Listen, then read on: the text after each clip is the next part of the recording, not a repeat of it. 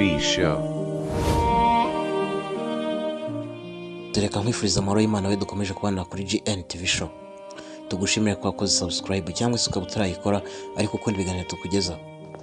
Kuri ya gahunda yo kukugezaho ubusobanuro bw'amazina tuyize ku izina Bernice cyangwa se Bernice. Tunashimira umukunzi wacu watubajije ubusobanuro bw'iri zina. Bernice ni izina rihabwa abana b'abakobwa rifite inkomoko mu kigereki risobanura uzana intsinzi. Reka nze dukomeze turebera hamwe ibiranga abitwa iri zina. Iyi ni GN TV show, naho njye ndi Jean Paul. Bernice rero ngo ni umuntu uzi gukabya mu myambarire no mu mikorere, aba ashaka kwigaragaza nk'utandukanye n'abandi muri byose. Akunze kubaho mu buzima bwihariye ku buryo uhora utekereza ko atandukanye n'abandi. Ni umuntu uhorana ibitekerezo n'imishinga myiza yo kugeraho, ariko usanga atari wa muntu wicara hamwe ngo abishyire mu bikorwa. Bernice rero ngo inzozi ze ntabwo zijya zisohora. Bernice ngo azi guhanga udushya, akunda ibintu by'imideli ndetse no kwiyerekana, kandi arambara akaberwa.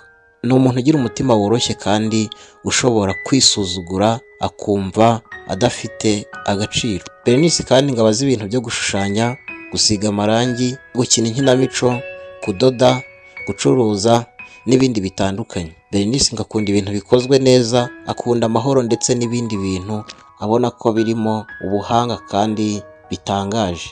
Mu rukundo Bernice ngo ntavuga, aba yicecekeye akibwira ko ahari uwo bakundana ashobora kwibwira icyo amutekerezaho. Bernice ngo aritanga cyane kandi akitangira akazi. Ibyo bigaragara cyane iyo abaye umugore kuko avamo umubyeyi mwiza wita ku nshingano z'urugo. Ni umuntu udapfa guterwa ubwoba, kandi mu bibazo aba yiteguye kugira icyo akora bitaramuhungabanya. Kugira ngo Bernice akugire inshuti ye bisaba kuba mumaranye igihe gihagije, ngo ntago bajya bapfa kwizera umuntu wese. Tugushimira we dukomeje kubana kuri GN TV show. Tugushimire ko wakoze subscribe cyangwa se ukaba utarayikora ariko ukunda ibiganiro tukugezaho. Nawe niba hari izina wifuza ko twaza gusobanura cyangwa se izindi nkuru, watwandikira unyuze hasi ahagenewe kwandika ibitekerezo, tukazagusubiza twifashishije ubushakashatsi bwimbitse.